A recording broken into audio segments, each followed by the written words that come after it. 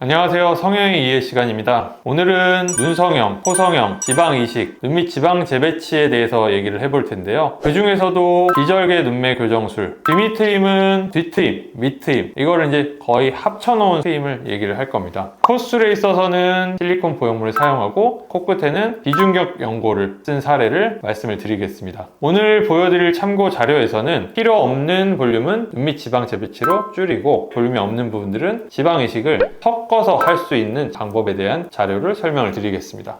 참고 자료를 보시면 비절개 눈매 교정술을 통해서 눈동자 크기에 조금 졸려 보이는 느낌이라든지 이런 쌍꺼풀 높이의 차이까지도 교정을 한 자료가 되겠고요. 또한 뒤쪽 꼬리 쪽이 살짝 올라간 이런 이제 올라간 느낌 때문에 매서워 보이고 면적이 좀 가려져 있기 때문에 뒤쪽이 꼬리도 내리면서 면적을 늘려주는 뒤밑 트임을 진행을 하였고요. 보시게 되면 눈 밑에 살짝 볼록한 느낌 때문에 그늘져 보이고 굉장히 피곤한 느낌이 있는 걸 볼 수가 있을 텐데요. 이 느낌 때문에 눈밑 지방 재배치를 시행 예정이었는데 이런 인디언 주름처럼 생긴 주름이 보일 텐데 이런 앞볼에 커다란 지방 덩어리가 아래쪽으로 밀리거나 반으로 갈라져서 인디언 주름처럼 보이는 분들이 있습니다. 이런 분들은 부득이하게 다른 곳에서 지방을 채취해서 이식을 해줘야 될 필요성이 있겠죠. 따라서 이런 분처럼 이런 불룩한 느낌 말고 아래쪽에 볼륨이 없는 분들은 지방 이식까지도 같이 시행을 하는 경우가 대부분입니다. 이분은 콧대가 조금 밋밋하고 코끝이 떨어져서 콧볼까지도 퍼진 느낌이 있기 때문에 이럴 경우에 이제 환자분들은 대부분 난 콧볼이 퍼져 있고 코를 들어보면 콧구멍이 옆으로 넓기 때문에 콧볼 축소를 해야 된다 이렇게 생각하시는 분들이 많을 텐데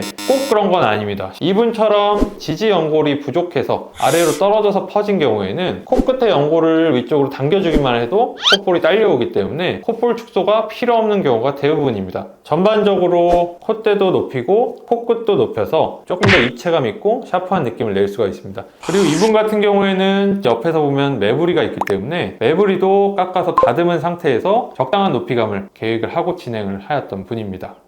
자, 다음 설명드릴 내용은 수술 중간에 이제 붓기들을 걱정들을 많이 하시기 때문에 수술 다음날 사진을 보여드리면서 설명을 좀 드릴 텐데요. 사진을 보시면 일단 눈 수술을 했기 때문에 아무리 비절개지만 당연히 계획한 수술 라인보다는 좀 퉁퉁 붓는 느낌이 날 텐데 이런 경우는 비절개이기 때문에 굉장히 빠른 속도로 빠질 것이 예상이 되고요. 뒤밑 트임을 하였기 때문에 뒤쪽으로는 실밥들이 보이고 특히 뒤밑 트임을 하면 실밥이 안구에 좀 쓸리는 역할을 하기 때문에 결막 부종이라는 것이 생기게 됩니다. 이건 너무 걱정할 필요는 없는 현상이고요. 이제 원인이 되는 실밥이 제거가 되면 자극원이 없어지기 때문에 이런 결막 부종도 사라지게 됩니다. 코를 보시게 되면 당연히 코 수술을 했기 때문에 이 부목이라는 것이 붙어 있게 될 텐데 이 부목의 역할은 흔들려 버리거나 코를 좀 묻어 버리고 주무신다든지 코에 손을 대 버린다든지 이런 미연의 행동들을 좀 방지를 하기 위해서 부목이 들어가게 되는 거고요. 이런 부목 같은 경우에는 보통 수술하고 일주일에서 한 열흘 정도 유지를 하는 것이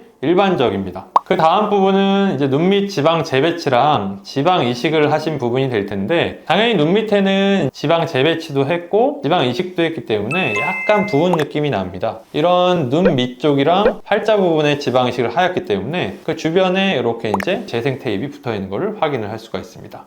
자, 다음 참고 자료는 수술 후 10일째 사진이 되겠는데요. 10일째 사진을 보여드린 이유는 또 환자분들이 궁금해 하시는 게 그럼 수술 후에 언제 세안이 가능하고 언제 메이크업이 가능하냐 이것들을 이제 많이 물어보시게 될 텐데 이게 가능한 시기부터는 일반적인 생활로 복귀가 가능하신 시기이기 때문에 이 사진을 이제 보여드린 이유가 되겠고요. 이분 같은 경우에는 이제 10일째가 되셔서 코에 달린 부목도 제거를 하고 눈, 뒤트임, 코 앞쪽에 이제 실밥이 다 제거된 상태가 될 텐데요. 당연히 이렇게 제거가 되고 난 후에는 세안도 가능하시고 메이크업도 가능하십니다. 또한 지방이식 같은 경우에는 얼굴 부위에는 지방이식 할 때 절개를 하지 않고 주사바늘 구멍을 통해서 수술을 하기 때문에 지방이식 같은 경우에는 세안이 수술 후에도 바로 가능할 수가 있습니다. 참고를 하셔서 수술 계획을 하셔도 좋을 것 같습니다.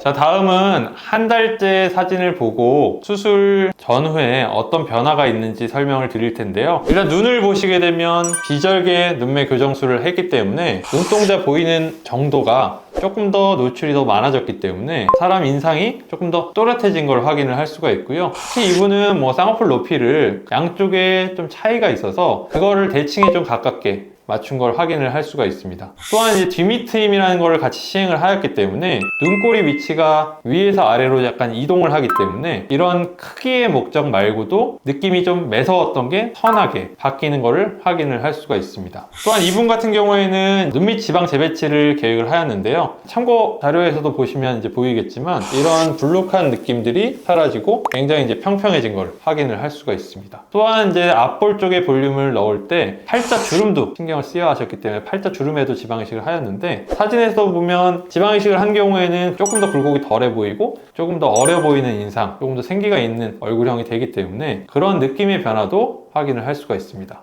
코 같은 경우에는 좀 밋밋한 콧대와 코끝이 낮기 때문에 콧볼까지 좀 퍼져 보이는 느낌을 콧대 쪽에 이제 보형물로 인해서 조금 더 높이감이 생겼기 때문에 좀 선명한 느낌이 나는 걸 확인을 할 수가 있고요. 길이감이 예전에 낮았을 때는 코가 조금 작고 짧았다 그러면 지금은 조금 높이감을 높여놨기 때문에 조금 더 길어진 코 느낌을 가질 수가 있습니다. 이분이 매부리를 갖고 있었는데 환자분 같은 경우에는 매부리를 깎고 자연스러운 보형물을 넣은 경우가 될 거고요. 코끝 같은 경우에는 주변으로 퍼진 연고를 모아왔기 때문에 이 모아오고 높이감을 세운 것만으로도 지금 보시는 것처럼 콧볼의 넓이라든지 코끝이 퍼진 느낌이 한결 개선이 되고 좀 샤프한 느낌까지 나는 걸 확인을 할 수가 있습니다.